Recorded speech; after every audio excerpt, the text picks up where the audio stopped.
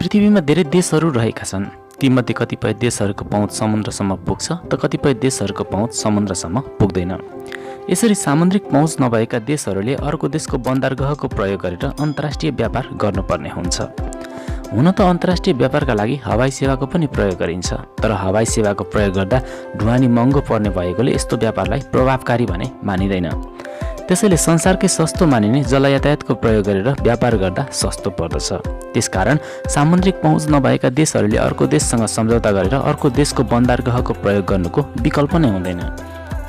यसरी सामुद्रिक क्षेत्र वा जल इलाकामा पुग्नको लागि अर्को देशको भूभाग भएर जानुपर्ने देशलाई नै भूपरिवेष्टित राष्ट्र भनिन्छ। विश्वमा धेरै भूपरिवेष्टित राष्ट्रहरू रहेका छन्। यस्तै राष्ट्रहरूको सूचीमा हाम्रो नेपाल पनि समावेश छ। नेपालले भूपरिवेष्टित राष्ट्र भएकै कारणले पटक पटक छिमेकीले लगाएको नाकाबन्दीको शिकार बन्नु परेको छ। आजको भिडियोमा हामी संसारभर रहेका भूपरिवेष्टित राष्ट्रहरूको बारेमा तयार पारिएको भिडियो सामग्री प्रस्तुत गर्दैछौँ। त्यसैले यो भिडियोलाई लाइक गरी सेयर पनि गरिदिनुहोला। तपाईँको एक लाइक र एक सेयरले हामीलाई थप हौसला प्रदान गर्नेछ। आउनुहोस् सुरु गरौँ। Number 1, Vatican city.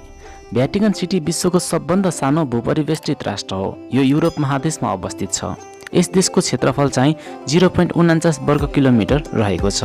यस देशको राजधानी चाहिँ भ्याटिकन सिटी नै हो।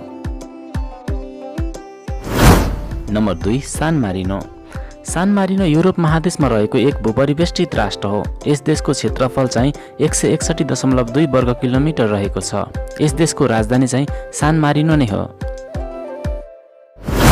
Number 3, Andorra. एन्डोरा पनि युरोप महादेशमा रहेको एक भूपरिवेष्टित राष्ट्र हो। यस देशको कुल क्षेत्रफल चाहिँ 467.63 वर्ग किलोमिटर रहेको छ। यस देशको राजधानी चाहिँ एन्डोरा ला भिल्ला हो। Number 4, Serbia. सर्बिया युरोप महादेशमा अवस्थित एक भूपरिवेष्टित राष्ट्र हो। यस देशको कुल क्षेत्रफल चाहिँ 88,361 वर्ग किलोमिटर रहेको छ। यस देशको राजधानी चाहिँ बेलग्रेड हो। Number 5, Belarus. बेलारुस पनि युरोप महादेशमा रहेको एक भूपरिवेष्टित देश हो। यस देशको कुल क्षेत्रफल चाहिँ 2,07,595 वर्ग किलोमिटर रहेको छ। यस देशको राजधानी चाहिँ मिनिल्स हो। Number 6, Macedonia. मेसिडोनिया पनि युरोप महादेशमा रहेको एक भूपरिवेष्टित राष्ट्र हो। यस देशको कुल क्षेत्रफल चाहिँ 67,000 वर्ग किलोमिटर रहेको छ। यस देशको राजधानी चाहिँ स्कप्जे हो। नम्बर 7, माल्डोभा। माल्डोभा युरोप महादेशमा रहेको एक भूपरिवेष्टित देश हो। यस देशको कुल क्षेत्रफल चाहिँ 33,846 वर्ग किलोमिटर रहेको छ। यस देशको राजधानी चाहिँ चिसिनाउ हो। नम्बर 8, लिचेस्टाइन। लिचेस्टाइन पनि युरोप महादेशमा रहेको एक भूपरिवेष्टित देश हो। यस देशको कुल क्षेत्रफल चाहिँ 160 वर्ग किलोमिटर रहेको छ। यस देशको राजधानी चाहिँ भाडुज हो। नम्बर 9, हङ्गेरी। हङ्गेरी युरोप महादेशमा अवस्थित एक भूपरिवेष्टित देश हो। यस देशको कुल क्षेत्रफल 93,030 वर्ग किलोमिटर रहेको छ। यस देशको राजधानी चाहिँ बडापेस्ट हो। नम्बर 10, अस्ट्रिया। अस्ट्रिया युरोप महादेशमा अवस्थित एक भूपरिवेष्टित देश हो। यस देशको कुल क्षेत्रफल चाहिँ 83,879 वर्ग किलोमिटर रहेको छ। यस देशको राजधानी चाहिँ भियना हो। Number 11, Switzerland. स्विजरल्यान्ड पनि युरोप महादेशमा अवस्थित एक भूपरिवेष्टित देश हो। यस देशको कुल क्षेत्रफल चाहिँ 41,285 वर्ग किलोमिटर रहेको छ। यो देशको राजधानी चाहिँ बर्न हो। Number 12, Luxembourg. लक्जमबर्ग युरोप महादेशमा अवस्थित एक भूपरिवेष्टित देश हो। यस देशको कुल क्षेत्रफल चाहिँ 2,587.4 वर्ग किलोमिटर रहेको छ। यस देशको राजधानी चाहिँ लक्जमबर्ग सिटी हो। नम्बर 13, चेक गणतन्त्र। चेक गणतन्त्र युरोप महादेशमा रहेको एक भूपरिवेष्टित राष्ट्र हो। यस देशको कुल क्षेत्रफल चाहिँ 78,666 वर्ग किलोमिटर रहेको छ। यस देशको राजधानी चाहिँ प्रागवे हो। नम्बर 14, स्लोभाक गणतन्त्र। स्लोभाक गणतन्त्र युरोप महादेशमा अवस्थित एक भूपरिवेष्टित देश हो। यस देशको कुल क्षेत्रफल चाहिँ 49,035 वर्ग किलोमिटर रहेको छ। यस देशको राजधानी चाहिँ ब्रातिस्लाभा हो। नम्बर 15, कोसोभो। कोसोभो युरोप महादेशमा अवस्थित एक भूपरिवेष्टित देश हो। यस देशको कुल क्षेत्रफल चाहिँ 10,887 वर्ग किलोमिटर रहेको छ। यस देशको राजधानी चाहिँ प्रिस्टना हो। नम्बर 16, चाड। चाड अफ्रिका महादेशमा रहेको एक भूपरिवेष्टित राष्ट्र हो। यस देशको कुल क्षेत्रफल चाहिँ 12,84,000 वर्ग किलोमिटर रहेको छ। यो देशको राजधानी चाहिँ एन्टिजामिना हो। नम्बर 17 माली। माली अफ्रिका महादेशमा रहेको एक भूपरिवेष्टित देश हो। यस देशको कुल क्षेत्रफल चाहिँ 12,40,192 वर्ग किलोमिटर रहेको छ। यस देशको राजधानी चाहिँ बामाको हो। Number 18 niger. नाइजर पनि अफ्रिका महादेशमा रहेको एक भूपरिवेष्टित देश हो। यस देशको कुल क्षेत्रफल चाहिँ 12,67,000 वर्ग किलोमिटर रहेको छ। यस देशको राजधानी चाहिँ नियामी हो। नम्बर 19 युगान्डा। युगान्डा अफ्रिका महादेशमा रहेको एक भूपरिवेष्टित देश हो। यस देशको कुल क्षेत्रफल चाहिँ 2,41,038 वर्ग किलोमिटर रहेको छ। यस देशको राजधानी चाहिँ कम्पाला हो। Number 20 Rwanda. रुवान्डा अफ्रिका महादेशमा अवस्थित एक भूपरिवेष्टित देश हो। यस देशको कुल क्षेत्रफल चाहिँ 26,338 वर्ग किलोमिटर रहेको छ। यस देशको राजधानी चाहिँ किगाली हो। नम्बर 21 बुरुन्डी। बुरुन्डी पनि अफ्रिका महादेशमा अवस्थित एक भूपरिवेष्टित देश नै हो। यस देशको कुल क्षेत्रफल चाहिँ 27,834 वर्ग किलोमिटर रहेको छ। Number 22 Botswana. बोत्सवाना अफ्रिका महादेशमा अवस्थित एक भूपरिवेष्टित देश हो। यस देशको कुल क्षेत्रफल चाहिँ 5,81,730 वर्ग किलोमिटर रहेको छ। यो देशको राजधानी चाहिँ ग्याबोरोन हो। Number 23 Zimbabwe. जिम्बाब्वे अफ्रिका महादेशमा अवस्थित एक भूपरिवेष्टित देश हो। यस देशको कुल क्षेत्रफल चाहिँ 3,90,757 वर्ग किलोमिटर रहेको छ। यस देशको राजधानी चाहिँ हरारे हो। Number 24 Zambia. जाम्बिया अफ्रिका महादेशमा अवस्थित एक भूपरिवेष्टित देश हो। यस देशको कुल क्षेत्रफल चाहिँ 7,52,618 वर्ग किलोमिटर रहेको छ।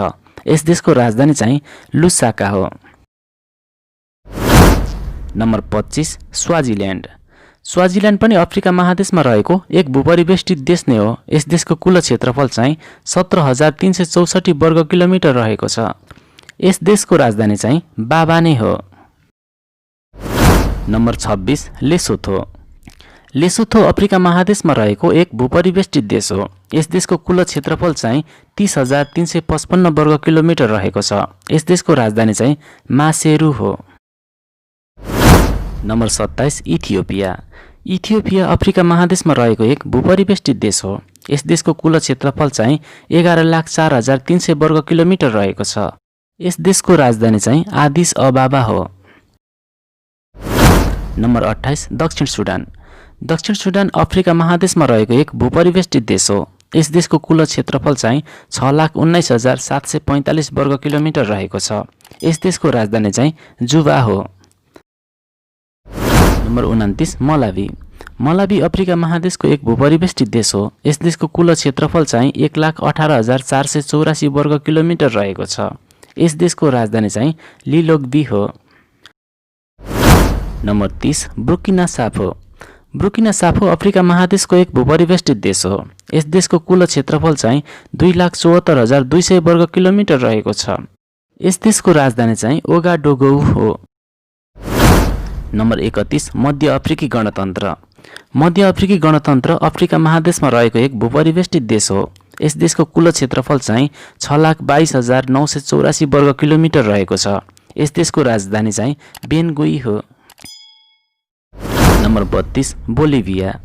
बोलिभिया दक्षिण अमेरिकामा रहेको एक भूपरिवेष्टित देश हो। यस देशको कुल क्षेत्रफल चाहिँ 10,98,581 वर्ग किलोमिटर रहेको छ।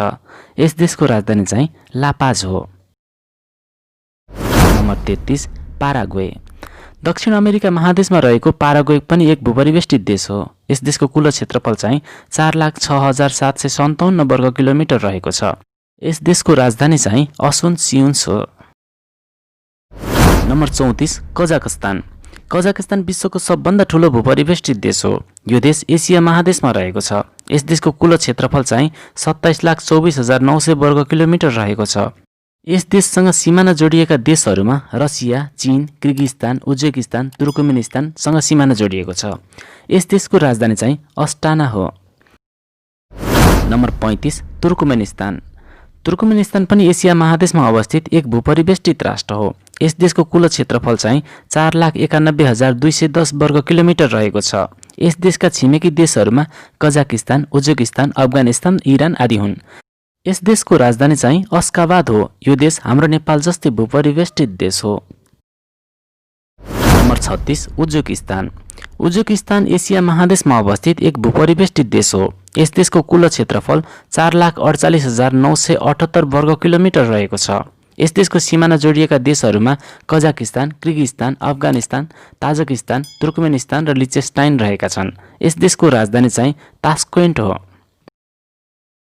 Number 37 Kyrgyzstan.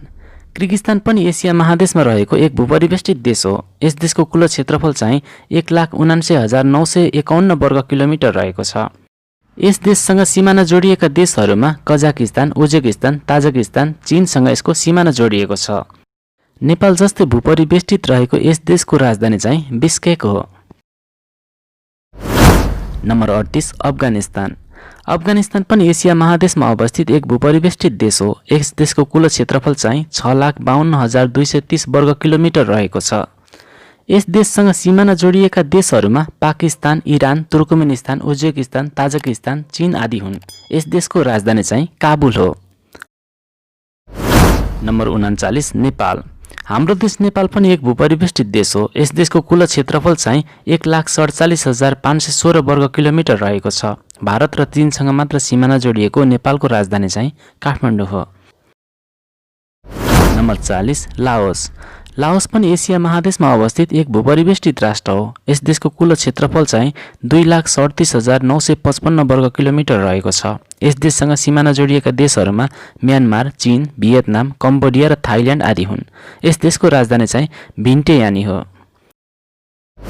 नम्बर 41 मङ्गोलिया।